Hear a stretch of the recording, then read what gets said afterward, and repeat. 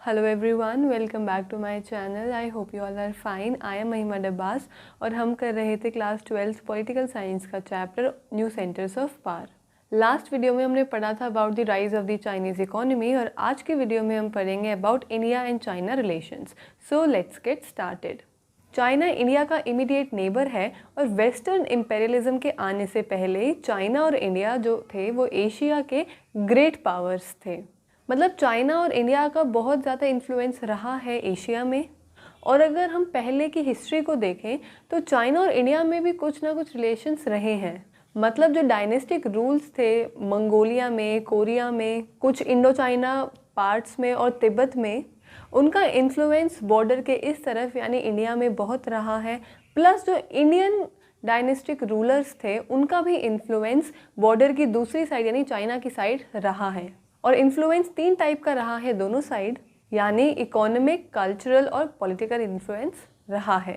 लेकिन जब से दोनों कंट्रीज इंडिपेंडेंट हुई हैं, जो इनका इन्फ्लुएंस है वो कभी एक दूसरे पर ओवरलैप नहीं किया और इसी वजह से दोनों कंट्रीज़ के बीच पॉलिटिकल और कल्चरल इंटरेक्शन बहुत ही कम है और आपस में ये दोनों कंट्रीज़ एक दूसरे से ज़्यादा फेमिलियर भी नहीं हैं। और जब से दोनों कंट्रीज़ के बीच में कन्फ्लिक्ट शुरू हुए हैं 20th सेंचुरी से ही, तभी से दोनों को एक फॉरेन पॉलिसी में डील करने में भी बहुत ज़्यादा प्रॉब्लम्स फेस करनी पड़ी हैं। और जब से इंडिया ने अपनी इंडिपेंडेंस को रीगेन किया है ब्रिटेन से और चाइना ने फॉरेन पावर्स को एक्सपेल किया है, उस टाइम लोगों को ये लगता था कि ये दोनों एक ग्रेट पावर्स बनेंगी और फ्यूचर इकोनॉमी और फ्यूचर वर्ल्ड को शेप करेंगे। स्पेशली एशिया के फ्यूचर को तो ज़रूर शेप करेंगी। और कुछ टाइम के लिए इसी वजह से एक स्लोगन भी फेमस हुआ था और वो स्लोगन था हिंदी चीनी भाई भाई। लेकिन जब से बॉर्डर्स पर कन्फ्लिक्ट हुए उसके बाद से जो ये उम्मीद थी कि दोनों कंट्रीज़ मिलकर एशिया के फ्यूचर को शेप करेंगी, वो बिल्कुल ही ख़त्म हो गई। 1962 में इंडो चाइना वॉर हुई थी। ये वॉर हुई थी अरुणाचल प्रदेश और लद्दाख के एरिया को लेकर। मतलब इसमें टेरिटोरियल क्लेम किया गया था। चाइना कह रही थी कि अरुणाचल प्रदेश और लद्दाख में जो अक्साई चिन का एरिया है वो मेरा है और इंडिया कह रहा था कि ये एरिया मेरा है।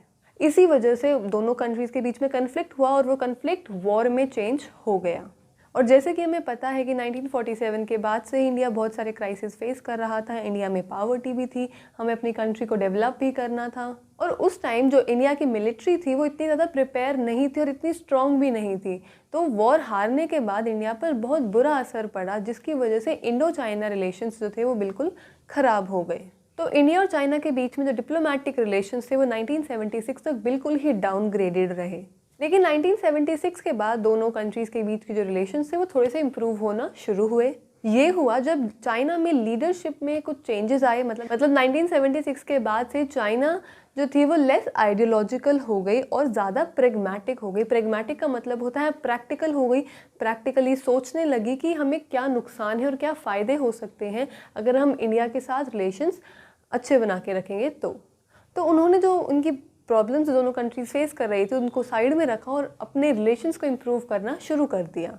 1981 में कुछ सीरीज़ हुई जहाँ पे इन्होंने दोनों कंट्रीज़ ने मिलकर मीटिंग करी और अपने रिलेशंस को इम्प्रूव करने पर काम किया। और यूएसएसआर के डिसबैंड होने के बाद कोल्ड वॉर ख़त्म हो गया। कोल्ड वॉर के ख़त्म होने के बाद से ही चाइना और इंडिया के रिलेशंस में बहुत सारे चेंजेस आए हैं। दोनों कंट्रीज़ एक दूसरे को एक ग्लोबल पावर की तरह देखती हैं। उनको पता है कि सामने वाली कंट्री बिल्कुल भी हमसे कम नहीं है। और इन दोनों कंट्रीज़ के रिलेशंस जो हैं वो बहुत ज़्यादा स्ट्रैटेजिक हो गए हैं। मतलब अभी छोटी छोटी बातों पर ना तो लड़ाई करते हैं ना पंगा लेते हैं एक दूसरे से।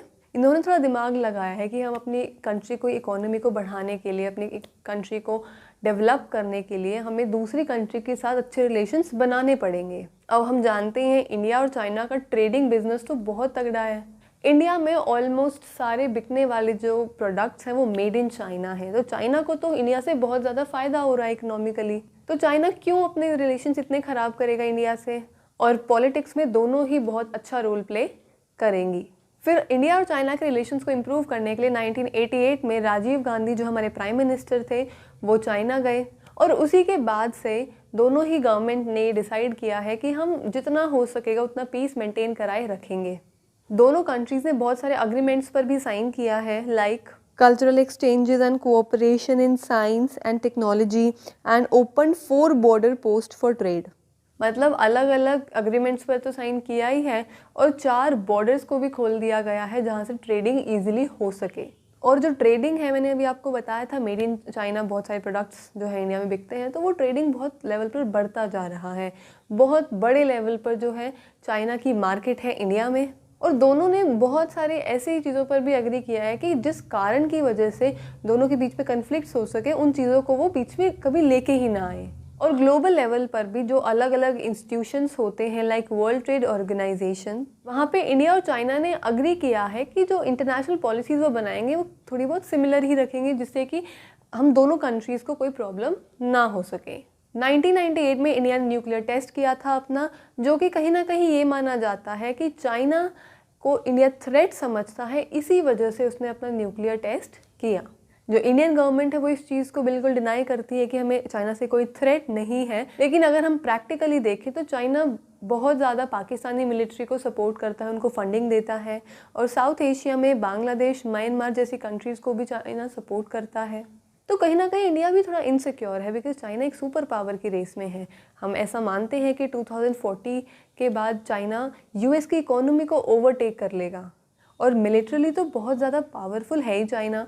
तो इंडिया को कहीं ना कहीं एक ये इनसिक्योरिटी है कि इंडिया के जो राइवल्स हैं लाइक पाकिस्तान, अगर चाइना उनकी हेल्प करेगा, इंडिया को बहुत ज़्यादा खतरा हो सकता है। और एक रीसेंट एग्जांपल हमारे पास है कि गलवान वैली में जो चाइना के सोल्जर्स ने इंडियन सोल्जर्स को मारा था, और उसके बाद इंडियन सोल्जर्स ने बाद में चाइनीज़ सोल्जर्स को मार दिया। तो उस टाइम एक ऐसी सिचुएशन आ गई थी कि सबको लग रहा था कि अभी तो कोविड है, साथ साथ एक वॉर भी हो सकती है, बट दोनों कंट्रीज़ ने फिर भी वॉर को इग्नोर किया, बिकॉज कोविड ने ही एक ऐसी सिचुएशन क्रिएट कर दी थी जो लोग ओवरकम नहीं कर पा रहे थे। और वॉर से तो बहुत ज़्यादा नुकसान होता, स्पेशली वर्ल्ड लेवल पर। कंट्रीज़ को तो होता ही, लेकिन वर्ल्ड को भी बहुत ज़्यादा नुकसान होता है। इस वजह से वॉर को उन्होंने होने से रोक दिया। और उस गलवान इंसिडेंट के बाद से भी रिलेशंस थोड़े इम्प्रूव हो रहे हैं चाइना और इंडिया में। जो पॉलिटिकल डिप्लोमैट्स हैं वो बीजिंग से न्यू दिल्ली आते हैं, न्यू दिल्ली से बीजिंग भी जाते हैं, मीटिंग्स हो रही हैं दोनों कंट्रीज़ के बीच। फ्यूचर में इन दोनों कंट्रीज़ के रिलेशंस और इम्प्रूव हो सकते हैं, क्योंकि इनका ट्रांसपोर्टेशन एंड कम्युनिकेशन लिंक जो है वो इंक्रीज़ हो रहा है, और दोनों कंट्रीज़ के ही कुछ कॉमन इकोनॉमिक कंसर्न्स हैं। तो मतलब इन्हीं कारण की वजह से और एक पॉजिटिव रिलेशन बन सकता है इंडिया और चाइना के बीच में। सो दैट्स इट, आज की वीडियो में इतना ही। नेक्स्ट वीडियो में हम पढ़ेंगे अबाउट जापान, कि कैसे जापान एक न्यू सेंटर ऑफ पावर बना है वर्ल्ड में। तो अगर आपको मेरी वीडियो अच्छी लगी हो, so you know the drill, like, share and subscribe. Thank you and stay safe.